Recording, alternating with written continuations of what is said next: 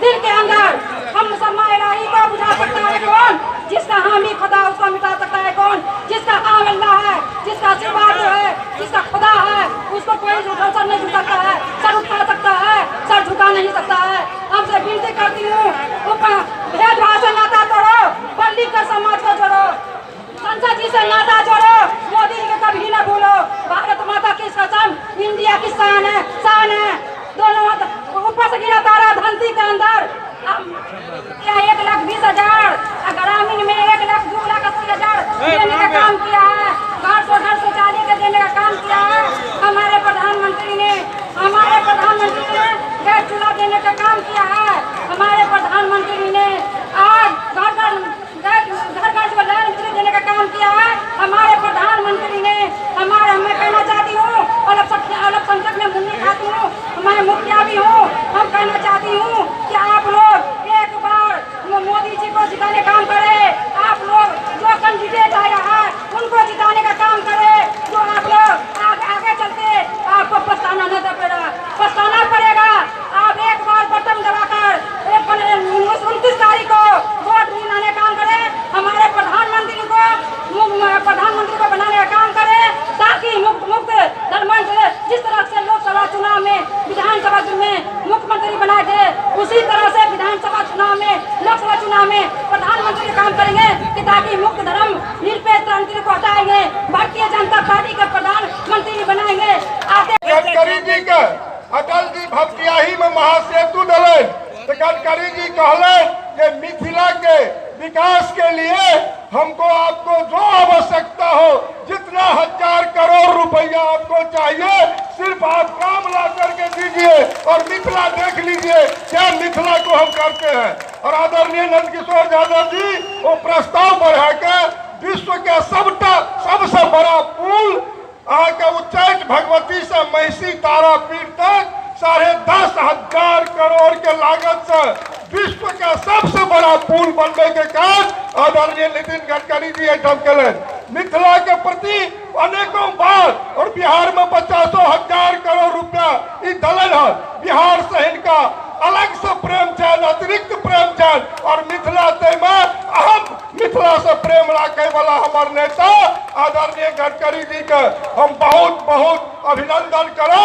और एक बेर पुनः हालों स्वागत करी थपड़ी बजा के, चारों तरफ से थपड़ी का आवाज हुआ और नितिन गडकरी जिंदाबाद, नितिन गडकरी जिंदाबाद, नरेंद्र मोदी जिंदाबाद, नीतीश कुमार जिंदाबाद, रामविलास पासवान जिंदाबाद, नंदकिशोर यादव जिंदाबाद।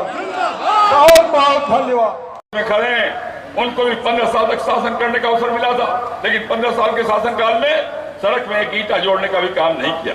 और आज वोट मांगने आना चाहते हैं आपसे, जो लोग वोट मांगने आते हैं उनसे पूछने का काम करिए 15 साल में तुमने क्या किया। हमने गांव गांव में बिजली पहुंचाने का काम किया। मोदी जी ने संकल्प लिया था कि जो 18,000 गांव बचे हैं उस सब गांव में बिजली पहुंचना चाहिए। हम समय सीमा के अंदर दोनों सरकारों ने मिलकर बिजली पहुंचाने का काम किया। मेरे यहाँ पे दरभंगा के कुछ लोग मेरे पास आए थे, मेरे परिवार के लोग थे। मैंने पूछा भैया आप क्या करोगे इस बार, क्या करोगे? तो कहा कि भाई ये घटना आपको बता देते हैं, समझिए वही हम करने वाले हैं। कहा कुछ लोग आए थे आजादी के लोग, कहते थे कि आपके गांव में 7 बजे शाम को मीटिंग करेंगे, बिजली कट नहीं जाए सब लोग लालटेन लेके आइएगा। और जब मीटिंग करने नेताजी गए आरजेडी के तो कोई आदमी लालटेन लेके नहीं आया। तो नेताजी ने पूछा अरे भाई लालटेन लेके क्यों नहीं आए? तो कहा नेताजी जमाना बदल गया है, नीतीश जी और मोदी जी का जमाना आ गया है, अब लाइन नहीं कटता है, अब मेरे अंगने में तुम्हारा क्या काम है नेताजी, आज जाइए। मैं आप सब लोगों से क्षमा मांगूंगा क्योंकि मुझे आने के लिए देरी हुई। मैं नागपुर से दिल्ली गया था और दिल्ली में डॉक्टर हर्षवर्धन जी जो हमारे उम्मीदवार हैं उनका फॉर्म भरने के लिए मुझे जाना पड़ा और इसलिए देरी हुई। इसलिए मैं आप सब लोगों की हाथ जोड़कर क्षमा मांगता हूं।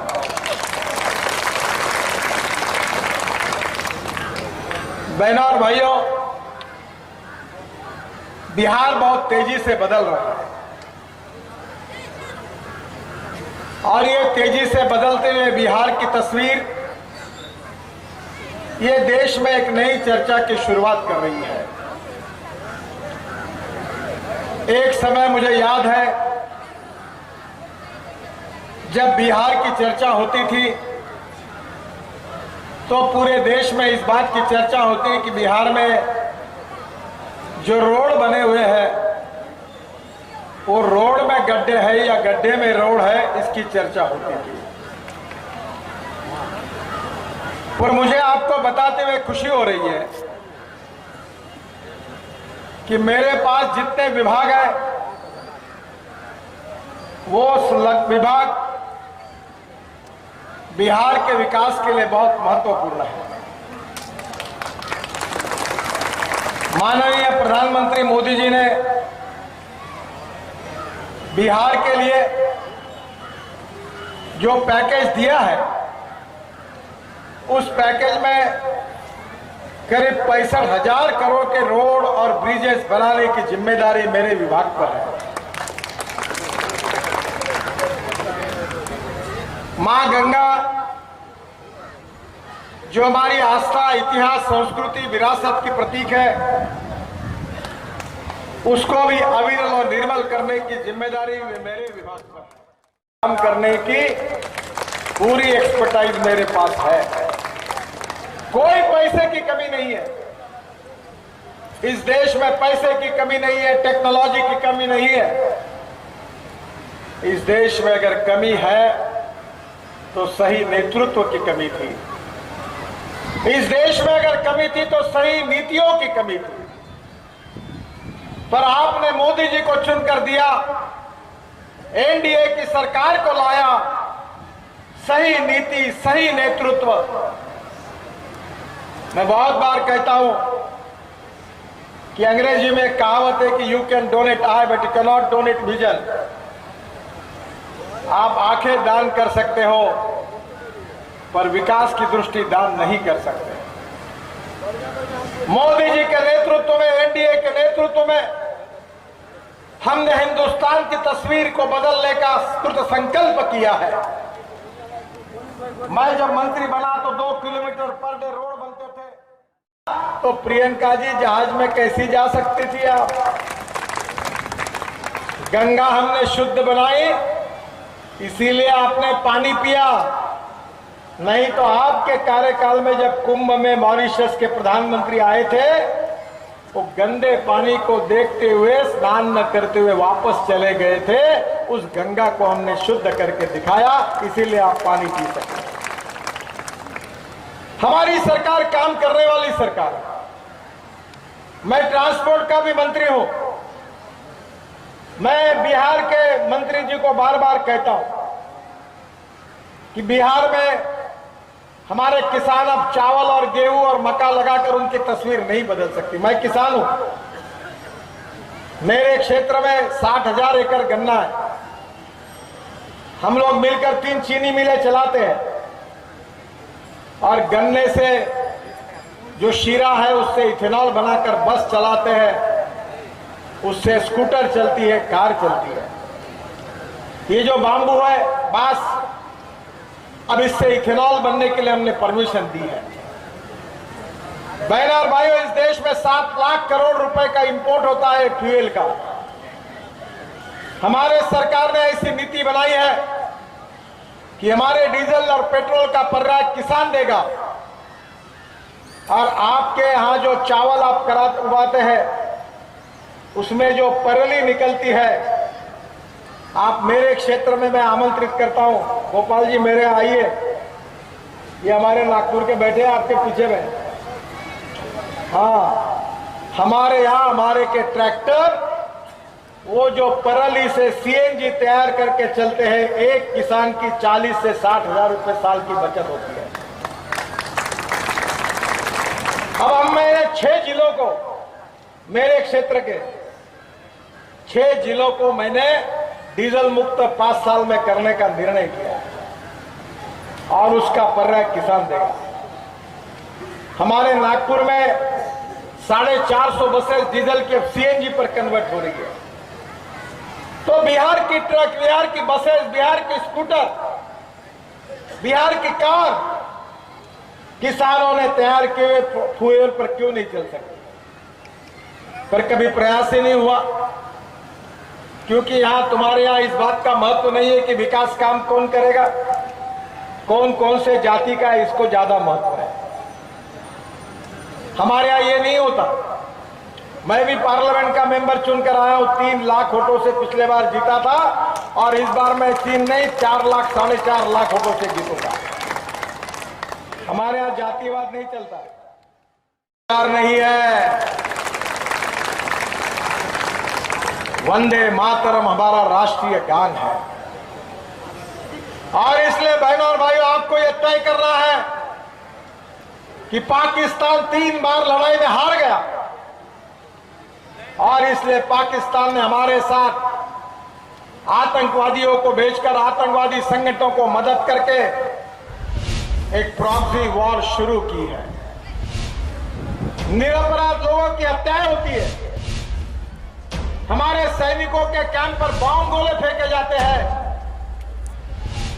और इसके बाद आपको यह तय करना होगा कि आतंकवादियों को, आतंकवादी संगठनों को पूरे मूल से उखाड़ कर फेंकने वाला मजबूत प्रधानमंत्री चाहिए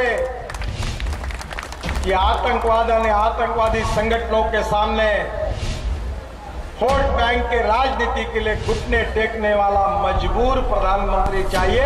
इसमें से क्या चाहिए, इसका निर्णय आपको करना है और इसलिए मैं आपसे अपील करता हूं कि गोपाल जी के रूप में एनडीए के एक सशक्त उम्मीदवार यहां से खड़े हैं। आप कुछ चिंता मत करिए, गोपाल जी को चुनकर भेज दीजिए, बाकी काम मैं कर दूंगा, ये वचन देने के लिए आपके पास आया है।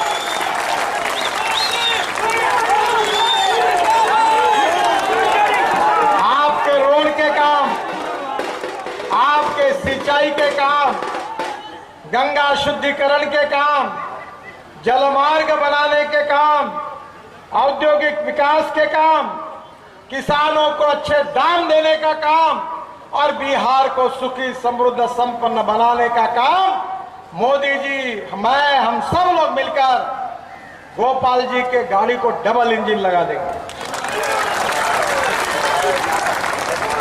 एक इंजन होगा नीतीश कुमार जी का, सुशील मोदी जी का, दूसरा होगा मोदी जी का और गोपाल जी की बुलेट ट्रेन ऐसे गति से दौड़ेगी कि विकास की ट्रेन कि आप देखते रह जाओगे, ये मैं विश्वास देने के लिए आया और इसलिए कमल के फूल की बटन दबाइए और गोपाल जी को प्रचंड मतों से विजयी करिए, यही आपसे अनुरोध करता हूं। बहुत बहुत धन्यवाद, नमस्कार। भारत माता की, भारत माता की, भारत माता की।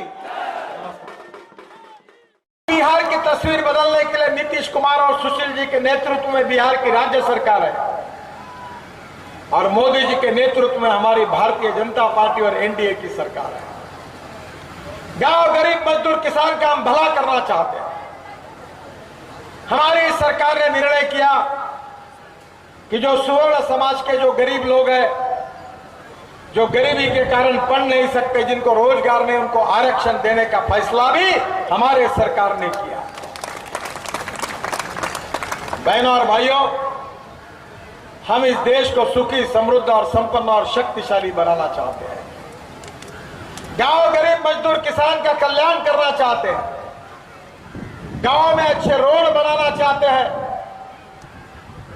और ऐसे रोड बनाएंगे कि मैं आपको गारंटी देता हूं कि यहां जितने लोग बैठे हैं वो जब तक जिंदे हैं तब तक, फिर उनके बेटे जिंदे हैं तब तक और फिर उनके भी बेटे जिंदे हैं तब तक, 200 सालों तक इस रोड पर कोई गड्ढे नहीं पड़ेंगे, इसकी गारंटी मैं आपको देता हूं। जरूर गरीबी दूर हुई, आम आदमी की गरीबी दूर नहीं हुई और अब राहुल गांधी भी कह रहे हैं कि हम लोग 6,000 रुपए महीने से 12 महीने में 72,000 रुपए गरीबों के जेब में डालेंगे। जिस कांग्रेस ने लगातार देश को मूर्ख बनाया, जनता के साथ बेईमानी और विश्वासघात किया है, उनके ऊपर कौन विश्वास रखे? क्या बिहार सुखी समृद्ध संपन्न प्रदेश नहीं बन सकता? क्या बिहार के किसानों को उनके फसल के सही दाम नहीं मिल सकते? क्या बिहार में बाढ़ के कारण इतना नुकसान होता है? क्या बिहार की जनता को बाढ़ से बचाया नहीं जा सकता था? बहनों और भाइयों, मैं केवल मेरे विभाग में 17 लाख करोड़ रुपए के काम अवार्ड कर चुका हूं। 17 लाख करोड़। मीडिया वाले मेरी बात को ठीक से रिकॉर्ड कर ले। कोई हिंदुस्तान का पत्रकार मुझे उल्टा सवाल नहीं पूछ सकता, क्योंकि मैं जो बोलता हूं वो करके दिखाता हूं और जो करता हूं वही बताता हूं।